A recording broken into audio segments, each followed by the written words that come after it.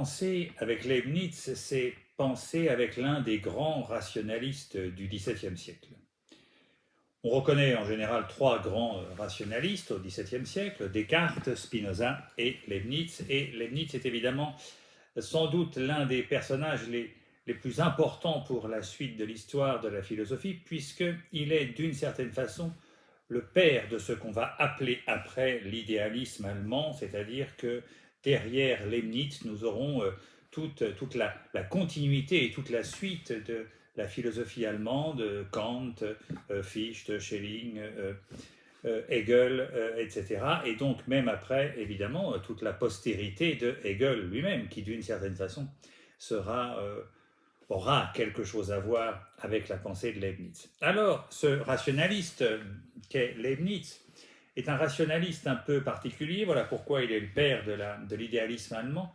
C'est que c'est en réalité une pensée systématique. Voilà. C'est-à-dire qu'il y a fondamentalement deux grands systèmes dans la philosophie, et il faudra voir ce que nous entendons par système. C'est la philosophie de Leibniz et la philosophie de Hegel.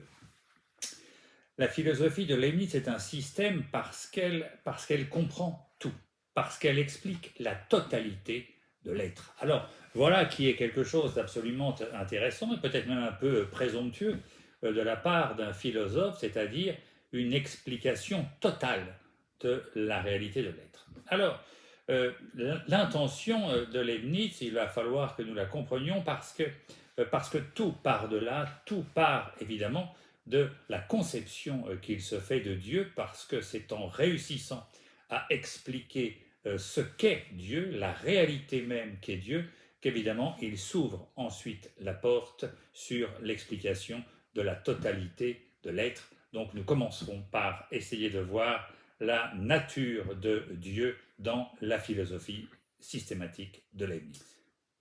Leibniz est un protestant extrêmement croyant qui veut lutter contre, comme Pascal d'ailleurs, d'un certain point de vue, contre la progression de l'athéisme ou des libertins, et il veut frapper un grand coup. Donc pour frapper un grand coup, il va en réalité essayer de retourner contre les athées le grand argument des athées. Alors, quel est ce grand argument des athées? Eh bien, il est assez simple, il consiste à dire, et je crois que c'est d'ailleurs un argument qui est toujours d'actualité, puisque les athées aujourd'hui le convoquent finalement toujours et toujours de la même façon.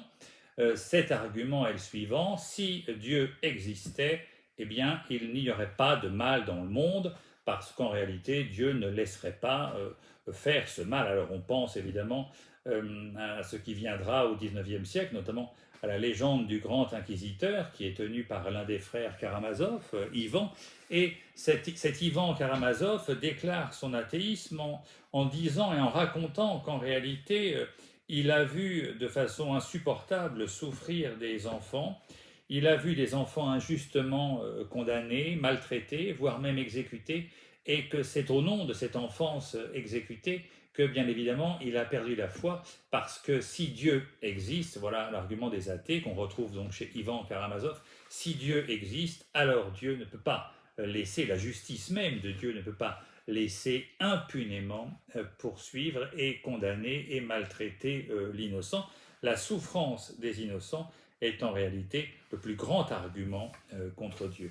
Donc voilà l'argument des athées. Eh bien, en réalité, Leibniz va répondre aux athées et retourner contre les athées cet argument même en essayant de leur expliquer qu'en réalité, il y a du mal dans le monde, certes, mais ce mal dans le monde n'exclut pas la providence de Dieu, donc n'exclut pas que Dieu exerce sa providence sur le monde et sur l'histoire, parce qu'en réalité, ce monde est le monde du moindre mal, c'est-à-dire que la présence du mal dans le monde est toujours minimisée. C'est le moindre mal possible qui règne et qui existe dans le monde et non pas le maximum de mal. Alors, évidemment, pour expliquer cela, eh bien, Leibniz va nous dire qu'en réalité, il a tout à fait compris et il connaît très bien, et il va nous expliquer d'ailleurs comment Dieu s'y est pris pour créer le monde, ce qui est encore une fois un peu présomptueux, mais c'est quand même intéressant, on va le voir par la suite, pour voir l'argument que ça donne aux athées. Alors, ce que Leibniz nous dit, c'est qu'en réalité, Dieu, c'est d'abord un entendement infini, qui conçoit tous les mondes possibles. Alors, tous les mondes possibles, ça veut dire quoi? Ça veut dire le monde dans lequel César franchit le Rubicon, le monde dans lequel il ne le franchit pas, le monde dans lequel Dostoïevski existe et rédige les frères Karamazov, comme le monde dans lequel Dostoïevski n'existe pas, bref, tous les mondes possibles. Or, le problème de Dieu, c'est qu'une fois qu'il a conçu tous les mondes possibles, comme une espèce de gigantesque ordinateur qui fait des scénarios, comme on le fait aujourd'hui, des scénarios catastrophes de ce qui va se passer, etc. Voilà. Donc c'est un peu ça l'espèce d'entendement divin, c'est une espèce d'énorme ordinateur qui conçoit tous les mondes possibles, sauf qu'à la différence des ordinateurs, le Dieu est aussi doté d'une volonté. Or, cette volonté de Dieu est ordonnée au bien, et à chaque fois que Dieu conçoit quelque chose, en réalité, il veut le meilleur de ce qu'il a conçu. Voilà pourquoi, et comme l'entendement n'est pas séparé de la volonté en Dieu, nous dit Leibniz, eh bien, Dieu veut nécessairement porter au monde, c'est-à-dire porter à l'existence le meilleur des mondes possibles, ce qui évidemment ne va pas de soi. Donc, on remarque bien cette création du monde qui se fait en deux temps. Il y a d'abord une conception générale infinie de tous les mondes possibles, et puis il y a cette volonté divine qui porte à l'existence le meilleur des mondes possibles. Donc ça, c'est ce que nous dit Leibniz, comme s'il avait compris finalement ce qu'on pourrait appeler l'algorithme divin, c'est-à-dire un petit peu le processus de sélection qui peut se passer dans l'entendement divin, processus qu'accomplit la volonté, parce que la volonté se tend et veut nécessairement le meilleur des mondes, et donc dès qu'elle le repère dans ce que l'entendement peut concevoir, c'est vers celui-là qu'elle se porte, et c'est celui-là qu'elle vient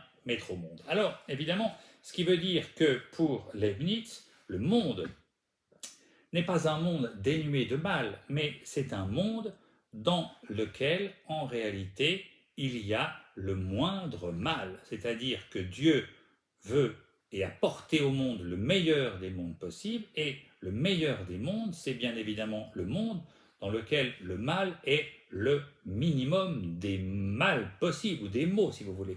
J'aime mieux dire des mal, parce qu'en réalité les mots, ça peut prêter à confusion. Donc voilà, le meilleur des mondes, c'est le monde dans lequel règne en réalité le moindre mal. Alors évidemment, on pourrait dire à Leibniz, bon, tu es gentil Leibniz, mais tout ça est une espèce de farce, on ne voit pas très bien ce qu'il y a de convaincant là-dedans, tu peux toujours imaginer tout ce que tu veux, mais enfin tout cela n'est pas très sérieux. Or, et c'est là où Leibniz, à mon avis, est assez génial, et où nous devons peut-être réfléchir avec lui, et pas trop vite le balayer d'un revers de la main en disant « oh là là, ces philosophes allemands systématiques, qu'est-ce qu'ils sont prétentieux ». Non, non, il y a quand même, alors il y a de la prétention sans doute, mais il y a quand même une intelligence extraordinaire chez Leibniz, parce qu'il va finalement apporter à l'athée une réponse, il va lui lancer une espèce de défi. Le défi est assez simple, ça consiste à dire aux athées, et Leibniz rédige tout ça dans un livre absolument remarquable d'intelligence qui s'appelle la Théodyssée, c'est un peu comme la nouvelle Odyssée, Homère avait rédigé l'Odyssée qui racontait l'histoire d'Ulysse, eh bien la Théodyssée, ça raconte un peu l'histoire de Dieu, et Leibniz ne s'en cache pas, le but de la Théodyssée, c'est d'innocenter Dieu, c'est-à-dire de montrer que Dieu n'est pas responsable du mal en fait. Donc ça, nous verrons ça plus tard. Mais d'abord, essayons de voir ce que Leibniz va répondre aux athées. Eh bien, l'argument, et il est assez génial, consiste à dire aux athées, est-ce que vous pouvez concevoir que ça pourrait aller plus mal? Ah, alors voilà tout d'un coup quelque chose qui est intéressant. Je suis invité, moi-même, à faire travailler mon entendement, voilà, et à essayer d'imaginer si la situation que je juge catastrophique ou que je juge absolument abominable aujourd'hui, si cette situation pourrait être pire. Alors évidemment, il y a un adverbe qui le dit, et je crois que cet adverbe dit la vérité, comme on le dit fréquemment. Ça pourrait toujours être pire. Ça va mal, mais ça pourrait être pire. Ça pourrait aller encore plus mal, en d'autres termes. Donc, Leibniz a raison de défier les athées, et les athées sont évidemment obligés de reconnaître que, quelle que soit la situation dans laquelle nous vivons, quelle qu'elle soit, elle pourrait être pire.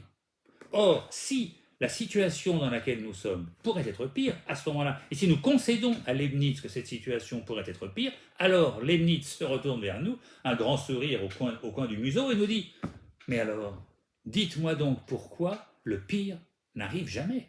Parce que si à chaque fois que vous pensez la situation historique dans laquelle vous êtes, si à chaque fois vous pouvez imaginer que ça pourrait être pire, alors de fait se pose la question « Mais comment se fait-il donc que le pire n'arrive jamais ?» Et là, Leibniz, évidemment, devant notre silence, parce que nous n'arrivons pas à répondre à cette question, comment se fait-il que le pire n'arrive jamais? Eh bien, Leibniz nous la donne. Le pire n'arrive jamais parce que la providence de Dieu règne, quoi que vous en pensiez, la providence de Dieu règne sur l'histoire et Dieu veille à ce que le pire n'arrive jamais. Voilà pourquoi le pire n'arrive jamais. Voilà pourquoi vous pouvez toujours concevoir que ça pourrait être pire. Et donc voilà pourquoi, en réalité, le monde dans lequel nous vivons, avec tous ces drames, toutes ces tragédies, avec toutes ces horreurs, le monde dans lequel nous vivons est néanmoins le monde du moindre mal possible. Voilà un peu ce que Leibniz va répondre aux athées. Et évidemment, c'est ce qui va présider à toute sa philosophie, parce qu'une fois qu'on a pensé l'entendement de Dieu de cette façon et l'action de la création divine de cette façon, eh bien évidemment, tout cela a des répercussions indéniables, à la fois sur ce que nous sommes, nous, en tant qu'êtres humains, et sur ce qu'est l'histoire, c'est ce que nous verrons dans un troisième et dernier temps. Il faut repartir, pour comprendre l'histoire et notre existence, il faut repartir de l'acte créateur de Dieu qui porte à l'existence le meilleur des mondes possibles, c'est-à-dire le monde dans lequel existe le moindre mal. Alors évidemment, si le monde est toujours soumis à la règle du moindre mal, il va de soi que d'une certaine façon, l'action des hommes n'est pas si importante que nous le croyons. C'est-à-dire que si j'ai envie finalement de faire du mal dans le monde et d'en rajouter, en réalité, je m'illusionne terriblement parce que quoi que je puisse faire et quoi que puisse faire n'importe lequel des hommes, voire même quoi que puisse faire n'importe quelle collectivité humaine, en réalité, ça ne changera pas le principe même de l'histoire, qui est que dans l'histoire, ce sera toujours le moindre mal qui régnera. En d'autres termes, nous avons l'impression qu'avec cette pensée de Leibniz, en réalité, quelque chose nous échappe. Quelque chose de l'ordre de notre liberté nous échappe. Nous ne sommes plus tellement libres, nous ne sommes plus capables de dire « Ok, j'en ai marre de ce monde, je vais y produire une catastrophe. » Non, non, non. Parce qu'en réalité, je ne fais en tant qu'être humain absolument rien être. Je ne fais venir au monde rien. Le monde est de toute façon pensé et conçu par Dieu de toute éternité, donc en réalité, tout est en fait écrit, et je ne peux pas rajouter grand-chose dans le monde, sinon, alors le monde cesserait d'être le monde du moindre mal. Si je m'évertuais, le mot est mal choisi, si je me viciais plutôt que si je m'éviciais, si je m'employais à faire surgir plus de mal qu'il n'y en a, alors évidemment, ce monde risquerait de basculer et de cesser d'être le moindre mal, et donc il ne serait plus le monde porté à l'existence par Dieu. Donc en réalité, on voit bien qu'avec Leibniz, la question de la liberté est une question qui nous échappe, elle se confond avec la nécessité. Alors, ce débat finalement sur la liberté a donné lieu à l'un des plus formidables dialogues de l'histoire de la philosophie, c'est-à-dire le dialogue entre Arnaud, le philosophe Arnaud, qui était à Port-Royal, et Leibniz, parce que Arnaud, qui était un logicien formidable, avait très bien compris qu'en réalité, la pensée leibnizienne de Dieu et de la création et de l'histoire posait en réalité un véritable problème à l'humanité, c'est-à-dire venait nous expliquer et nous dire que nous n'étions pas libres, parce que finalement, nous accomplissions, comme le déroulé d'un film dont la bobine nous échappe, finalement, eh bien nous réalisions à mesure, enfin nous projetions plutôt dans la réalité de la nature et de l'histoire, nous projetions ce film du meilleur des mondes possibles que Dieu avait de toute éternité conçu et qu'il avait porté à l'existence. Donc en réalité, notre action était programmée, au même titre que l'image et la séquence d'un film est évidemment programmé par le réalisateur et déjà dans la bobine du film, avant même qu'on le projette, pour reprendre une critique aussi que Bergson adressera à cette conception du temps. Eh bien, en réalité, il y a là quelque chose d'un peu dérangeant pour notre humanité, c'est-à-dire que nous ne sommes pas tellement libres, nous faisons et nous agissons tel que nous devons agir dans le grand film et dans le grand scénario que Dieu a conçu pour notre monde. Et quand bien même nous avons parfois l'impression de délibérer en nous-mêmes pour savoir ce que nous devons faire, eh bien en réalité nous ne faisons qu'accomplir ce qui est écrit de toute éternité et nous ne pouvons pas faire tellement autre chose. Ça, c'est un peu le problème de ces pensées systématiques et on retrouvera d'ailleurs ça chez Hegel un peu plus tard, mais pour d'autres raisons, c'est-à-dire qu'en réalité, ces pensées qui prétendent s'installer dans l'entendement divin, eh bien, en réalité, nous dépossèdent assez radicalement de notre liberté, à tel point que nous ne pouvons rien faire d'autre que ce qui est écrit de toute éternité et ce qui est pensé par Dieu. Donc il y a une préscience, bien évidemment, dans l'entendement divin, puisque c'est lui qui a conçu le monde dans lequel nous vivons. Donc il y a une préscience, et donc c'est ce que Arnaud demandera à Leibniz. Donc en réalité, Arnaud dira à Leibniz, donc Dieu avait prévu le péché d'Adam. Alors évidemment, là, Leibniz est embêté parce que le péché d'Adam, c'est finalement ce par quoi le mal est entré dans le monde. Et donc, si Dieu l'avait prévu, ça veut dire qu'en réalité, Dieu était plutôt à l'origine du mal. Et donc ça posait quand même un problème à Leibniz, parce qu'on aurait pu se dire, du coup, pourquoi avoir fait un monde comme ça? Pourquoi n'avoir pas fait un monde dans lequel Adam ne péchait pas, finalement, ce qui aurait été bien plus simple pour tout le monde? Eh bien, en réalité, Leibniz répond, non, Dieu prévoit le péché d'Adam, mais il ne le programme pas.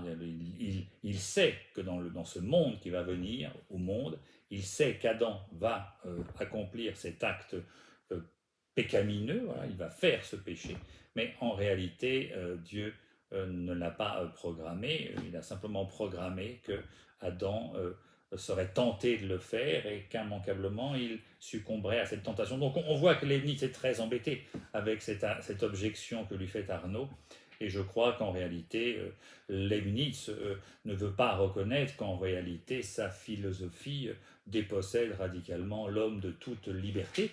Ça l'embarrasse parce que, évidemment, il préfère continuer à faire croire que, non, que sa philosophie conjugue habilement et intelligemment la liberté et la nécessité. Mais en réalité, si tout est écrit de toute éternité, on voit bien que nous ne pouvons pas être libres. Voilà pourquoi finalement Leibniz est d'une certaine façon, et ce sera mon mot de conclusion, le grand adversaire de la pensée de Descartes, et on comprend mieux pourquoi Descartes finalement a défendu autant qu'il l'a fait cette idée de création des vérités éternelles, c'est-à-dire qu'en réalité Descartes nous dit mais non, Dieu n'est soumis à aucune nécessité, Dieu ne conçoit pas tous les mondes possibles, Dieu décide tout simplement par sa liberté de faire naître un monde dans lequel il dote l'homme lui-même d'une liberté, et donc bien évidemment Dieu ne sait pas ce que l'homme va en faire. L'avenir est indéterminé, l'avenir n'est pas écrit, c'est à l'humanité de l'écrire. Donc on voit bien que de ce point de vue-là, Descartes sauve la liberté, mais en sauvant la liberté, il ne répond plus aux athées. Et comme le projet même de la pensée de Leibniz était un peu de clore le bec des athées et de lutter contre l'athéisme, eh bien on voit bien que pour lutter contre l'athéisme, sans doute il nous livre l'un des plus formidables arguments contre l'athéisme, mais c'est un peu cher payé puisque c'est au prix de notre liberté.